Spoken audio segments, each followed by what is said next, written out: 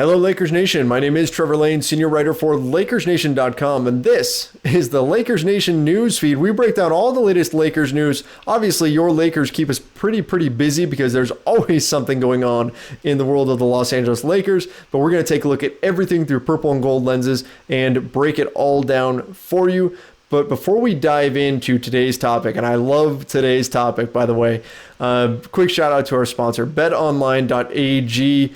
All you have to do to go to your home for online gambling is go to clnsmedia.com/LeBron. That's how you let them know that you came from us. Helps us out. So make sure you please do that. clnsmedia.com/LeBron. And then use the promo code CLNS50 and you will get a 50% bonus on your first deposit. So very cool thing. Make sure you go check that out. So what I want to get into is this story about LeBron James. And it comes from Brian Windhorst of ESPN, who, if anybody's going to know LeBron, it's him. Okay, he's basically made his career off of covering LeBron James. And he says that what he's heard is that LeBron James has already reached out to Jimmy Butler and Kawhi Leonard about potentially coming to your Los Angeles Lakers. This is why I love this time of year. The rumors are coming out already about free agency, which doesn't start for 6 weeks? Okay, we've got some time before free agency starts, and already players are starting to line up who they're going to play with, where they're going to go. They're figuring things out. We've got the draft coming up as well. I love this time of year in the NBA. The offseason can be so much fun. But Jimmy Butler and Kawhi Leonard. Let's talk about those two. Why would the Lakers target Jimmy Butler and Kawhi Leonard? Why would LeBron specifically want to play with those two guys? Okay, so cap-wise, both of them are going to be equal. They both have the same number of years in the league. That means their salaries are going to be the same. They're not top tier max. They're not 10-year max players, but they're both going to have contracts starting just north of $30 million. Okay, right around 32-ish off the top of my head. That's about where their contracts are going to start. All right. So when you've got two guys like that and the money's going to be the exact same, they even play similar positions on the floor, you got to consider who is the better value for that money. Clearly, it's Kawhi Leonard. I don't think that's a big debate. Kawhi Leonard is an MVP candidate. Kawhi Leonard, when he's healthy, is a top 5 player in the NBA, in my opinion. Okay, Jimmy Butler, very good player. All-star caliber player. Superstar on the same level of Kawhi? No. There's two different tiers here. Kawhi's on a tier, and then Jimmy Butler's one tier below that. I think that's pretty clear. All right, but here's another thing to factor in. You want to look at age and you want to look at mileage, okay? So age, Jimmy Butler is going to be heading into his age 30 season, okay? Yeah, 30, it's an ugly number when it comes to athletes because 30 is when you tend to start to decline, all right? It's what happens. Father Time's undefeated, okay? Kawhi Leonard, 28, is going to be heading into his age 28 season this next year. That's a big difference. 2 more years of prime play. Jimmy Butler, when his contract is up, you give him a 4-year deal, he's going to be on his age 33 season. And that's not to say he's going to be a bad value. I think you can make a real argument that Jimmy Butler, even on a max deal, and even at 33, could be a good value because he's that good of a player. He really is a good defender. He's a great playmaker. I love the way he can move the ball around and find open teammates. He can hit some really tough shots and he can do some really good things, but he's not Kawhi. So if you had to pick between the two, it's clearly Kawhi. Age is a factor. Mileage is another factor. Jimmy Butler has over 17,000 miles on his NBA odometer, or minutes, I should say, on his NBA odometer, whereas Kawhi Leonard has over 14,000. A 3,000 minute gap between the two guys. That's a ton. Don't forget, Jimmy Butler spent a lot of time playing in Chicago with Tom Thibodeau, who is not known for going easy on his stars. He plays them a lot of minutes, and that adds up. And yes, look, the fact that Kawhi didn't play much the season before last, only played 9 games, that's certainly a factor as well, and that creates a bigger discrepancy. But bottom line, if you're a team looking to sign a max player, you would feel a lot safer giving that money to Kawhi Leonard than Jimmy Butler at this point. Okay, not to say that Jimmy Butler would be a bad decision, but Kawhi would be the safer pick for sure. Now, the big thing here is, why is LeBron getting involved? Okay, why are we hearing this now? Why would LeBron James be already recruiting free agents? And really, it's a good thing. It's a good thing for the Lakers because, look, here's what's going on.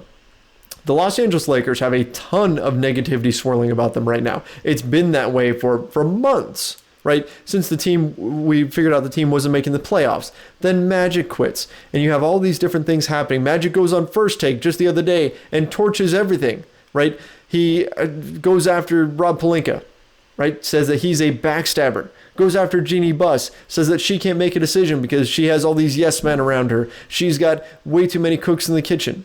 That's a bad look. A Lakers front office that is already seen as in disarray. A Lakers front office that signed guys like Lance Stevenson and Rajon Rondo instead of targeting shooters last season. A Lakers front office that let Brook Lopez walk away to the Milwaukee Bucks, that made all these mistakes last season.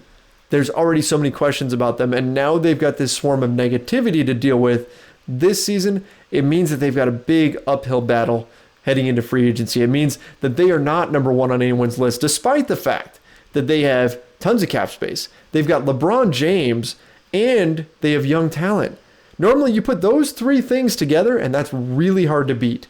But given how dysfunctional things have looked in Los Angeles, free agents, they don't like that. And so they are not number one on anyone's list. Even Kyrie Irving, we've heard about the story of him potentially reuniting with LeBron. It seems like they are further down on his list. He'd rather go to, say, the New York Knicks and play with Kevin Durant if that's where he goes. He'd rather go to the Brooklyn Nets. So these guys are not going to have the Lakers high on their list, and it's going to be up to the Lakers to try to close that gap and figure out a way to change that perception. All right? And in order to do that, you need LeBron James.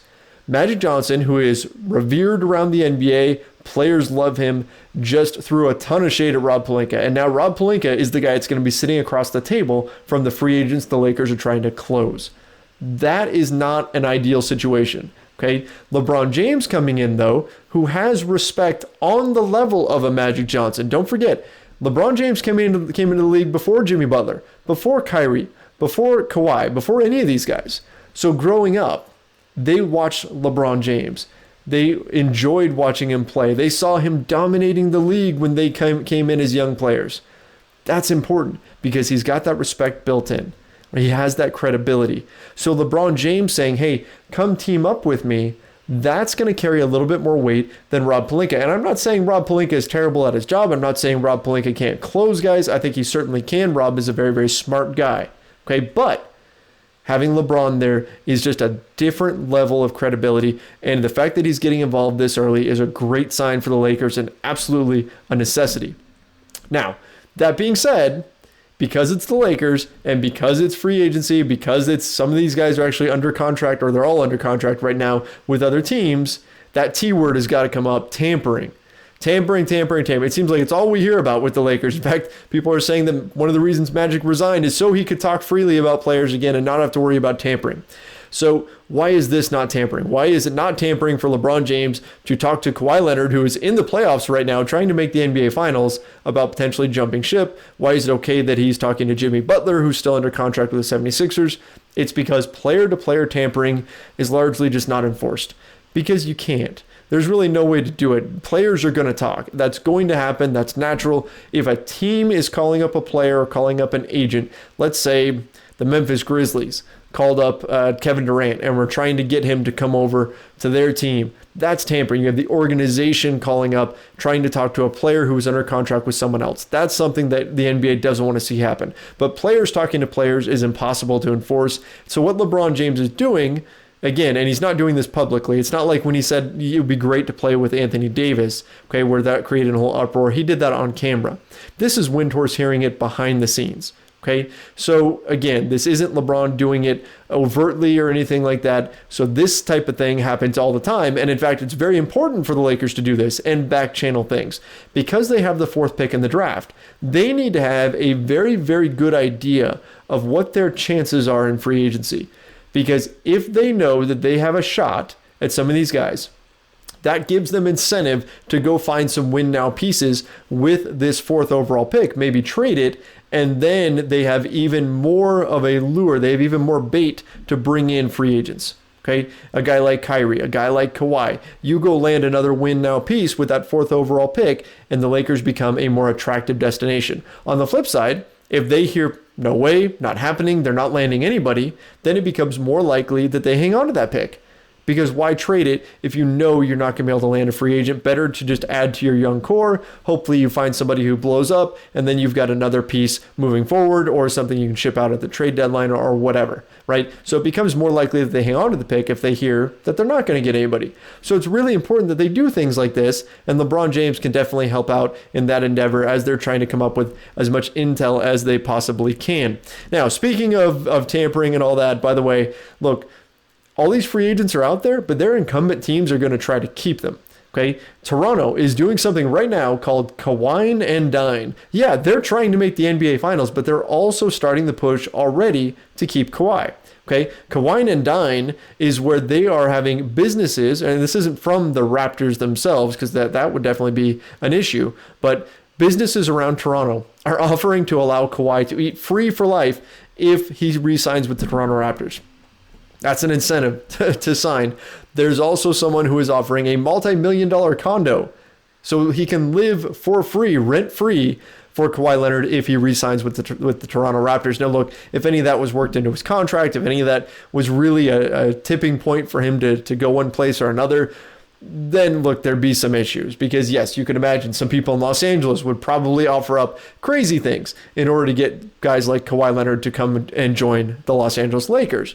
But and the NBA would probably get involved in that situation. But look, I'm just saying the bottom line is that these teams, they're going to put up a fight, and it's going to be a real battle over these free agents this summer, and it's going to be a ton of fun to watch. Yes, it's going to be stressful. I'm going to get no sleep. I already get hardly any sleep. I'm going to get no sleep because we're going to be covering all of the madness going on this summer with the Los Angeles Lakers. So you guys make sure that you keep it tuned to LakersNation.com. And those of you on YouTube, I'd like you to go down in the comments section and let me know what you think about this whole situation. Okay, is Jimmy Butler okay? Is he a victory if the Lakers get him? If the Lakers are landing Jimmy Butler, is that a successful summer or no? Right?